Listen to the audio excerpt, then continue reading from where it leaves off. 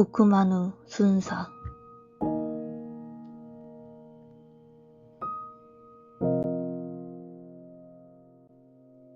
류큐 나하시의 시외에는 세모대지라는 특수부락이 있다. 그곳 주민은 진화인의 자손으로 그들 대부분은 전체라 해도 좋을 정도로 궁핍하며 천한직업에 종사하고 있다. 나하시에 사는 다른 마을 사람들로부터 세모대지 사람이나 시친추라 불리며 경멸당했지만 그들의 일상생활은 단순하며 공동체적이어서 무사태평하다. 하지만 이런 사람들에게도 우리 우쿠마누 야쿠우가 순사라는 영직에 오른 일은 우쿠마누 일가의 명예만이 아니라 세모대지에 사는 전 부락의 영광의 다름이 아니었다.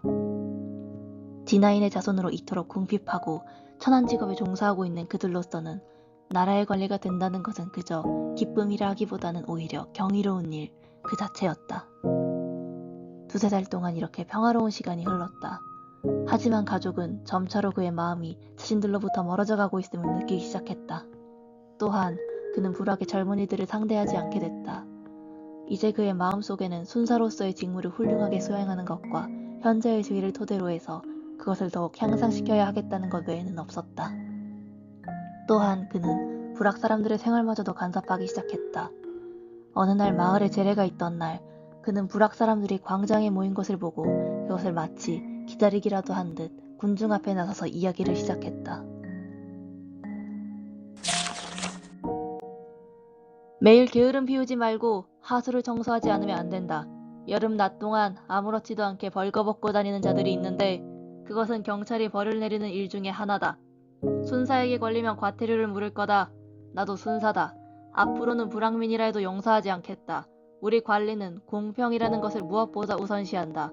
따라서 그 사람이 내 친척이고 가족이고 가리지 않고 만약 나쁜 일을 했다면 봐주는 일은 없다. 그리고 저녁 늦게까지 술을 마시고 노래를 부르는 것도 금지돼 있다. 음주를 삼가고 더욱 충실하게 일해서 돈을 저축해 지금보다도 더욱 고상한 직업을 구해야만 한다. 그가 점점 열기를 더해가며 소리를 높여서 이러한 말을 계속하는 것을 불황민들은 불쾌한 눈초리로 바라보고 있었다. 그들은 그가 그들과 다른 입장에 서 있음을 느끼지 않을 수 없었다. 게다가 그는 이 부락 출신이라는 것 때문에 동료들로부터 바보 취급을 당하고 있다고 느끼는 일이 종종 있었다. 세모대지에 사는 사람. 그런 말이 종종 동료의 입에서 흘러나오는 것을 들을 때면 그는 얼굴이 화끈거리는 것을 느꼈다. 그는 경찰서 안에서 이야기를 나누면서도 때때로 동료들에게 그들은 이국인이다 하고 마음속으로 중얼대는 일이 있었다. 그는 그들도 자신을 이방인 취급하는 것 같다는 느낌을 받기 시작했다. 그는 고독을 느끼지 않을 수 없었다. 그런 기분에 지쳐있던 어느 날 밤이었다. 야쿠우는 친구의 권유로 태어나 처음으로 스지라고 하는 이 도시의 유곽에 갔다. 그날 밤 야쿠우는 처음으로 여자를 샀다. 그의 상대로 정해진 여자는 카마루가라고 하는 아직 아이들 옷에 덧대어 놓은 천도 떼지 못한 17 정도의 인형처럼 둥글고 너무대대한 얼굴을 한 기녀였다. 카마루가라는 여자는 시골에서는 꽤나 전답을 갖고 있는 집안의 딸이었다.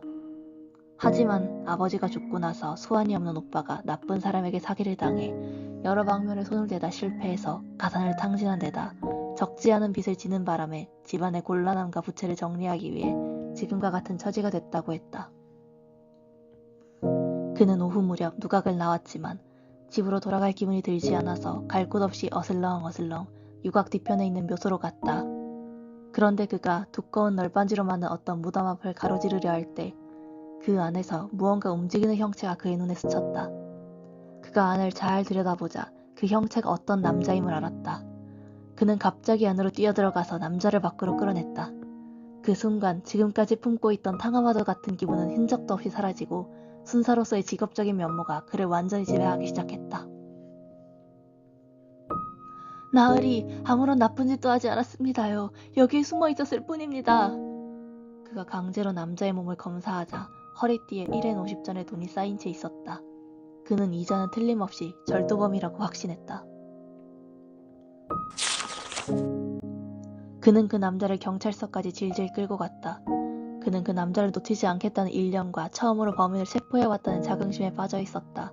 마치 개나 짐승을 취급하듯이 남자를 신문실로 밀어넣고 그는 감독 경부의 방으로 가서 보고했다.